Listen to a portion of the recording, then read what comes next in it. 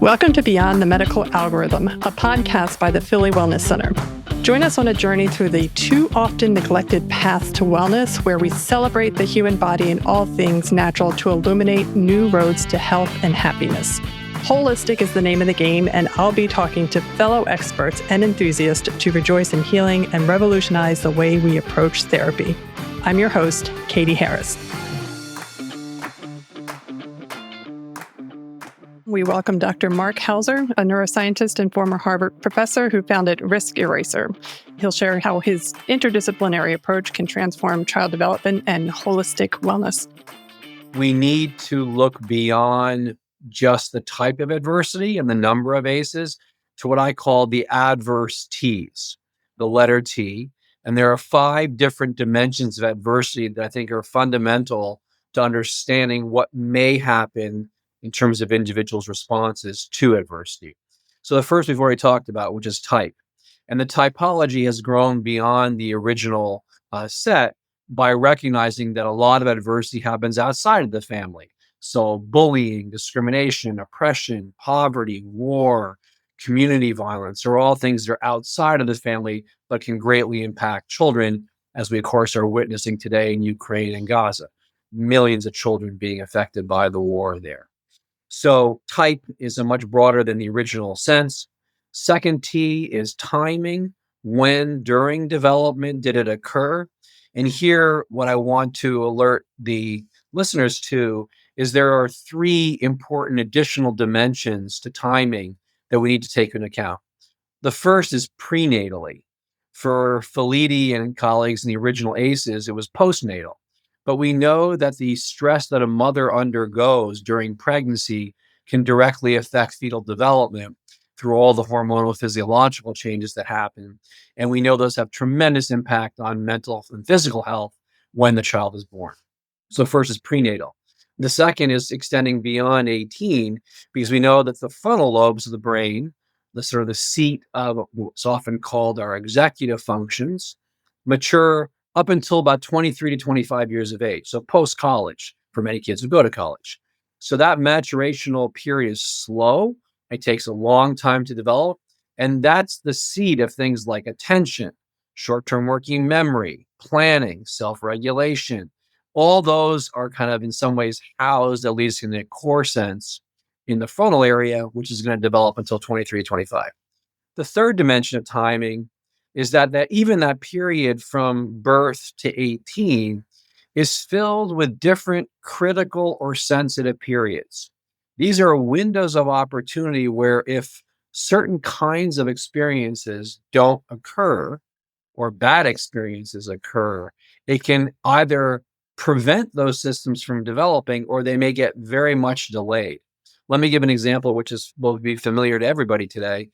When COVID occurred in its kind of core period for those 2 years, 2020 to 2022, what it effectively did to everyone was create social isolation. But where it damaged the population the worst was the teenagers. Teenagers need social interactions the way babies need milk. And so that period of development is a kind of a sensitive period of development where children need social interactions. And what COVID did was deprive them of that completely. Our youngest daughter had to come home from college during her first year, and she had 1.5 years of very limited social interaction. And for those who think that social media and FaceTime replaces it, it does not. And so what we're seeing now in schools, I'm sure every educator listening today will know, and parents too, is we're seeing, relatively speaking, socially immature children. They're chronologically 13 and 14, but socially they're 9, 10, 11. So it really deprived them of core needs. So it's very important when we think about adversity to link it to key developmental periods, because things like language, social thinking, emotion, decision-making, all those things have different windows where experiences are going to fuel them. So the second T is timing. The third T is tenure. How long does it last? And again, remember the acronym, right? Adverse childhood experience. The experience is never defined. If I have a father, let's say, who's incarcerated for a month, that is certainly very adverse. But if my father goes off into lockup for 10 years, that's a very different period of loss. And we want to take that into account because that's going to also affect the period of stress that child is undergoing. Are they living in constant poverty throughout childhood? Or is it, let's say, during COVID, where many parents and families were hurt because people couldn't work? And so their finances may have gone way down. And that was a period of loss of resources, but it was maybe stopped after 2 years. That's horrible and was painful to many, many children and families, but it ended maybe for some. So the third is tenure. The fourth is what I call turbulence. And turbulence refers to kind of the controllability or predictability of the adversity. And that's a really important one. I mean, they're all important, but it's important because we all know that when we are confronted with adversity, the lack of control over it is what is often so stressful to us as any human being. When you move homes, for many, that's one of the most stressful periods of your life. Where is everything? I got no control. Are the carpenters going to finish this? The electrician, and super anxiety ridden because we have no control over the situation. For children living, let's say, with great neglect and lacking resources, they have no control over that. They have no predictability. Where are they going to live? When's the next meal going to come? Or if they've got, let's say, an abusive father who is alcoholic, who may come home at night and beat them. They have no control over that and no predictability of when that's going to occur. So that sense of control and ability to manage it is going to add on to the nature of that adversity. And then the last T is toxicity. How severe is it? So again, we know that socioeconomic scale, the level of neglect or deprivation a child experiences is going to affect how that frontal system develops, how severe the sexual abuse or emotional abuse is going to affect the nature of how toxic it is to the developing body and brain. So to put it together, we've got 5 different types of adversity. Sorry, 5 dimensions: type, timing, tenure, turbulence, and toxicity. And those shape potentially the nature of the response, which can be either traumatic or resilient. We're joined by Dr. Kevin Smith, a distinguished facial plastic surgeon and ENT and the founder of the Smith Sinus Migraine Institute. Dr. Kevin is eager to touch base on the procedure that normalizes the nose to achieve these results, and no doubt that his insights will prove to be incredibly valuable. How about a particularly memorable case that you have where you corrected a nasal abnormality and it had a profound impact? Do you have a story like that? It's so funny you ask. He was just in the office today, and he was with his wife because now his wife has headaches and migraines, and she's going to have her procedure. Kevin is from California, his wife, Patricia. Kevin had what's called hemiplegic migraines. And with that, let me just state that my procedure, although it's called the Smith Sinus Migraine Technique, this technique is applicable to every type of migraine that there is. I've eliminated all of them: hormonal, hereditary, ocular, abdominal, sleep migraines, those associated with Arnold Chiari's, those associated with neurological disorders like MS, Parkinson's, ALS, Crohn's disease, irritable bowel, essential tremor, seizure disorders that have migraines. And even if they don't, I think they all need to be screened because migraines are associated with over 75 different neurological disorders. And I do have an MS patient for a year and a half who has not had a migraine nor an MS episode. And I just recently scanned a Parkinson's patient who has the same abnormalities, and he's going to have his procedure coming up pretty soon. And on that same thread, I am trying my best to get to Michael J. Fox because I have been following him, reading about him. His first symptom was a headache and a tremor of his finger. And then I read just last year that he's had 2 septoplasties inside his nose to correct a deviated septum. And that tells me there's a residual problem that's likely causing his problem. And not that I can reverse his symptoms, but I'm pretty sure based on some of my patients who have had Parkinson's symptoms that went away, I can likely halt the progression of his disease. But back to the person. Kevin's from California. He had hemiplegic migraines. These migraines resemble a stroke. He had migraines as a kid. They got worse as an adult. They got to the point where he was having blackouts. He couldn't remember what he did when he went to work. He was getting up, going to work. One day, his wife said he put on his pajama pants and his work shirt, got the keys, walked outside, starting the car, ready to go. And she's like, "Where you going, Kevin?" He doesn't remember. He was just that out of it from the pain. He had word garble. He had stuttering that happened when he had his migraines. And he had about 60% of the 20 most common Parkinson's symptoms. I remember going through those with him. And so it's been about almost 2 years now. And every time I just videotaped him a day. And when he starts to talk about it, he starts to cry because it's so emotional that he has his life back. It was so bad for him. He has a big family. He had to move towards his family and quit working because he would just walk off into the neighborhood, or they'd be at dinner one night. They said he just got up. They thought he went to the restroom. He was walking through the neighborhood and didn't even know what he was doing. He had to ask his wife, they had to videotape him and tell him this is what happened because he couldn't remember. And all that's gone. He hasn't had any blackout spells. He doesn't stutter as much. He said it's very, very faint. But he used to stutter. He couldn't get any words out that he would just curse. And his wife even said, she called it his Tourette's, which then reminded me that migraines are related to Tourette's and facial twitching and things like that.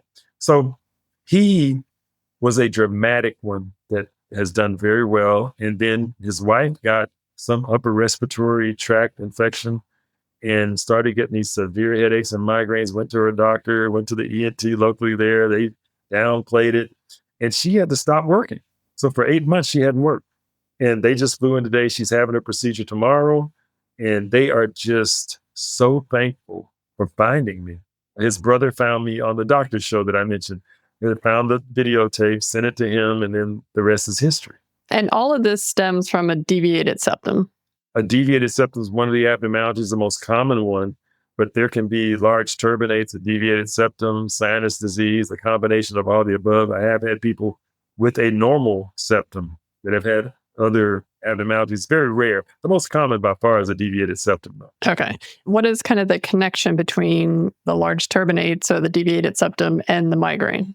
Well, the air conditioners of the nose, they swell and shrink in response to foods that you might eat, atmospheric pressure, weather changes. Red wine can cause them to swell. A salty food or dinner or something like that with a lot of salt. Pregnancy can cause them to swell because of water retention. And the turbinates are very sensitive. Going back to the COVID swab test, when that swab goes in, you're touching that turbinate. In addition, the rest of the nose is very sensitive too, but the turbinates do not like to be touched. So when they're touched, you get the firing of the pain fibers and you get referral of that pain to different areas of the head. And that's the connection. And for those that have the hemiplegic migraines like Kevin, there's a condition called cortical depression where when the nerves fire, they go back into the brain. It's just like lightning you might see up in the sky that kind of spreads rather than one single lightning bolt. It spreads.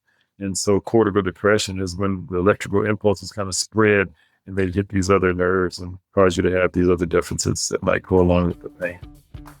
We're joined by Marielle Rubin, founder of The Balance Room, a Pilates and Trek studio renowned for its commitment to community and mindfulness in Philadelphia.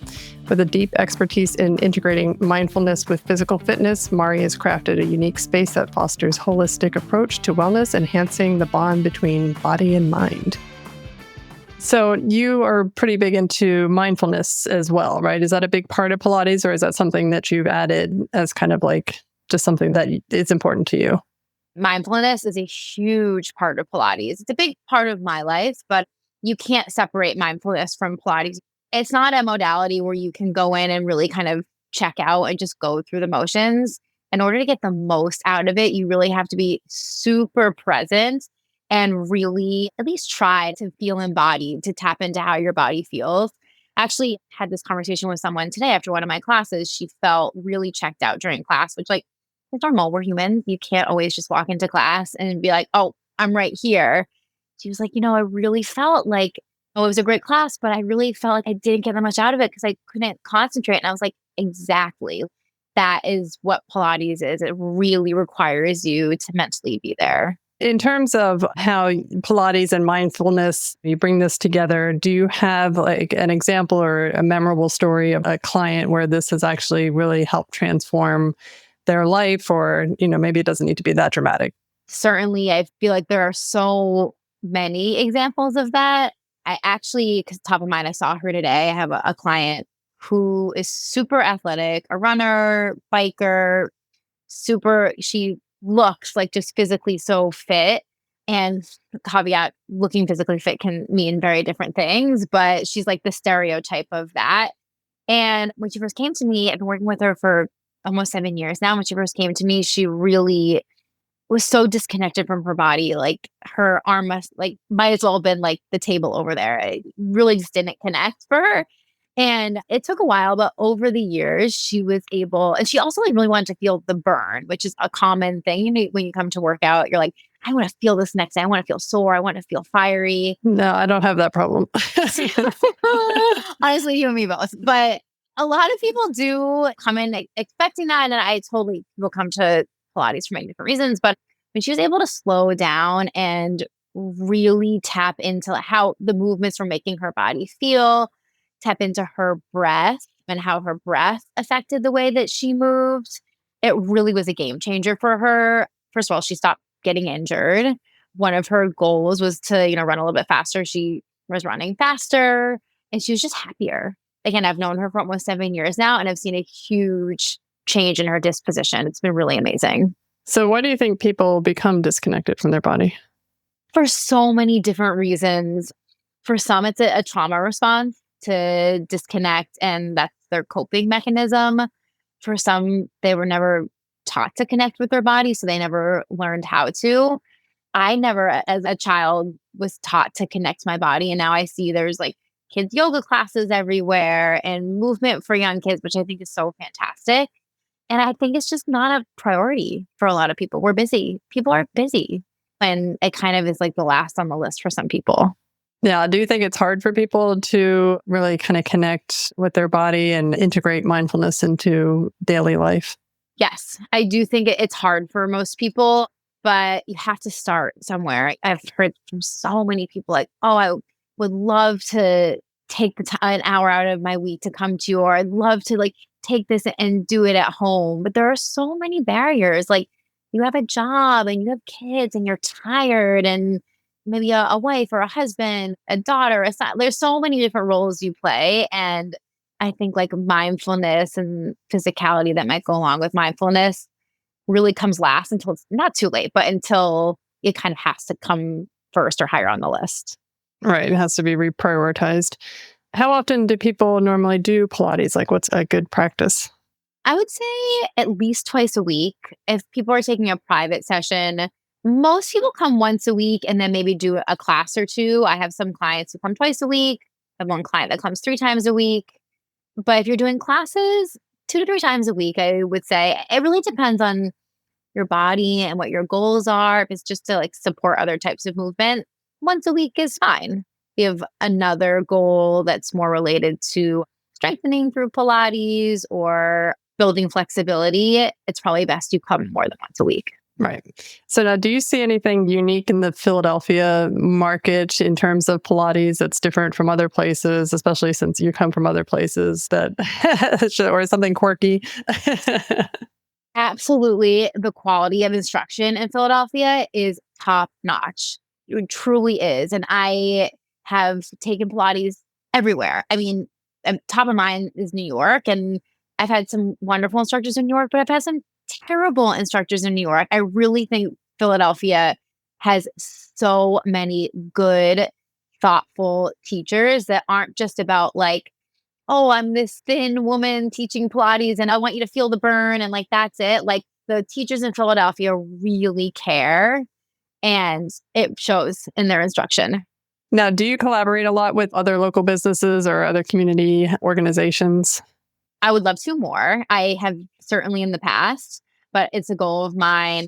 I'm having a baby in October, so I'm not sure like how deep I'm going to get, but it's a goal of mine for this year, especially in the second half of this year, to connect with more local businesses in Queen Village. I've connected with some, but a goal, I would say. Okay. So, I mean, kind of looking back on what you've done in the last couple of years, and it sounds like having kids on top of this as well, which is, it's a lot going on in your life. But what are you most proud of with the Balance Room at this point? Really the community that I've built through the Balance Room, and not just the folks who come and take Pilates, but the instructors. I have such a lovely crew of instructors that also contribute to bringing in really lovely folks to come practice in the studio. Everyone's so supportive. I've so rarely come across a client or someone coming to the studio that I've been like, maybe you're not a great fit. Like, really doesn't happen. And I'm really, really proud that I was able to do that. And I'm also, it sounds cliche, but I'm also so proud of being a mom and being able to do that. It's hard. It's really hard to juggle it all. And I'm so glad that I was able to. We're thrilled to welcome Thais Gibson. She's a distinguished counselor, coach, and best-selling author, renowned for her expertise in the fields of personal development and relationship dynamics. We explore Thais Gibson's revolutionary approaches to transforming personal and relational health, providing tools and insights that promise to change lives. You have an extensive background in cognitive therapies and a passion for understanding human behavior. So, what sparked your interest in relationships and emotional dynamics? I think honestly, just coming from a home where there was a really tough divorce and a lot of fighting and just difficult dynamics growing up, and being really in the middle of that from a very young age. So from a very early start, I was very curious about why things have to be the way that they are, and why isn't there a better or easier way?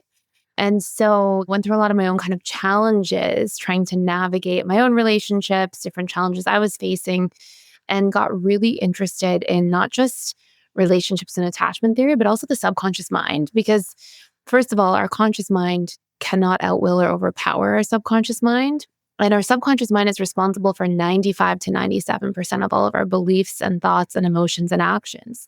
So a lot of the work that I do is helping people, if they're changing their relationship dynamics, not just try to will their way out of things by trying to use their conscious mind to outwill their subconscious mind, but instead to help them understand what programming exists there, what conditioned patterns we've learned. If we saw relationships are all about fighting and arguing growing up, that's probably going to be your subconscious comfort zone and the type of relationships that you may invest in. And so I really help people unpack what their conditioned patterns are, and then spend a lot of work helping people recondition those very same patterns. That's amazing. So 90 to 95% is what you said of the subconscious is how we respond? 95 to 97%. Even worse. Okay. All of our beliefs, our thoughts, emotions, and actions or decisions on a daily basis. So it's really the powerhouse of our lives, and it's really what's running the show. Our conscious mind, and you see this all throughout society. You've seen people go, I'm going to set a New Year's resolution to eat healthy and to lose weight. And then 3 or 4 days in, they can't seem to will themselves into that. Or on the flip side, people say, I'm going to break a bad habit. I'm going to stop yelling at my partner, or I'm going to stop drinking so heavily in the evenings. We tell ourselves all these things. But at the end of the day, the reason we don't follow through is because if our subconscious mind has different motives at play, has different needs that it's trying to meet, or different limiting beliefs that we're carrying, those very same things will end up being that glass ceiling that we hit. And so rather than trying to will ourselves out of these different habits that we do want to have or that we don't want to have, we can actually recondition these patterns. And how do people go about? So if I do make a New Year's resolution and I want to lose 20 pounds and 5 days into it, what could I do differently? How would I even approach that? Okay, so there's 2 major underlying facets that really make all of our decisions at the subconscious level. On one hand, we have our needs, and the other, we have our beliefs. Every single decision that we make throughout the day is our subconscious mind trying to get different needs met than what often our conscious mind intends. Every choice we make all day long is basically a strategy to get needs met. Now, if we look at how needs are actually structured, we all have a different hierarchy of what we call personality needs, the needs that basically our personality is made up of. So I'll share an example with you. So I had a client once back in the day when I was running my own practice, and I had this client come in and say exactly that. She said, I want to lose weight. I want to eat healthier. And I just seemed to go through the same pattern over and over and over again. So we looked. her major personality needs, there's a few questions you can ask yourself that we can always come back to, but her major personality needs were social connection, family, comfort, and security. So conscious mind says, I'm going to go to the gym, I'm going to eat healthy. Her subconscious mind says, no, that's going to take time away from comfort, security, family, and social connection. So what we do is we learn to understand what our own needs are, and then we align the two together. So what does that look like for her? Well, we had her go to group fitness classes, join a hiking club with her spouse, take a cooking class with her husband, go play at the park and do more active things with her children. We had her get into a space where she would do things exercise-wise that she felt comfortable doing because comfort was a big need. And if she was going to stretch herself to do things like go to the gym or lift weights to prepare so she could feel secure because security was a big need, we had her make sure that she was just watching educational tutorials ahead of time so she knew what to do and wouldn't go into a space where she felt so out of her element. And when she had somebody there with her socially or friendship-wise, family-wise to go into the gym with her, all of those things together helped her really move the needle. So rather than doing this thing that we do where we try to will ourselves through things, we have to understand what's actually going on beneath the surface. So that's the one branch of it, is lining up our conscious mind's goals with our subconscious mind's needs. I'm going to share one other thing on the needs tangent before we move to the limiting belief side of things. But one thing that's really interesting is when you see a lot of people eat unhealthy food, for example, what's often taking place is if you look at our earliest subconscious programmed associations of food, it's our mother's breast milk. It's when we're being breastfed as children. And what's happening is the mother and the child, both when breastfeeding is taking place, produce a tremendous amount of oxytocin, which is the bonding neurochemical. And so when you take a child and you have them being breastfed, their earliest associations with food a lot of the time are emotional connection because of oxytocin, and comfort and safety because you're being held, you're being cradled by that primary caregiver, that person you have such a big connection to. So when people are often starving for food and they're eating junk food and they think that that's what they're starving for, often what they're actually experiencing is hungering for connection, for comfort, for safety. So you can see how these needs really deeply affect so many areas of our lives, especially when we're not consciously aware of them. So that's one branch of things, is the needs side. The other side is we have limiting beliefs. And we really move through life with this belief system intact. Now, how we acquire limiting beliefs in our childhood or upbringing is if we have an experience that we can't properly emotionally process, we give it meaning instead, and then we store that meaning, hoping to protect ourselves from it in the future. So let's just take a really simple example. Let's say that you have a child who grows up in a home where there are a lot of critical happenings from the parents. Okay, parents are critical, they're criticizing. Maybe the parents are trying to do the best that they can. They're just trying to prepare the child for the world, but the child doesn't necessarily understand that. So maybe they store that as something like, I'm not good enough, or I'm going to be rejected or disliked. So then what happens is because of repetition and emotion of those experiences that we can't process, it's actually repetition and emotion that fires and wires neural pathways. So now we build this circuitry of our own identity saying, oh, I'm not good enough, I'm disliked, I'm rejected. For other people, it's I'm not capable, I'm unworthy, I'm undeserving. So going back to that woman, she first had to align her needs, her conscious goals, eat healthier, go to the gym, exercise, with her subconscious needs. But then we had to check in with her limiting beliefs. And she had a belief, I am incapable of change, because she had a few really pivotal moments in her own upbringing where she tried to do things and she couldn't.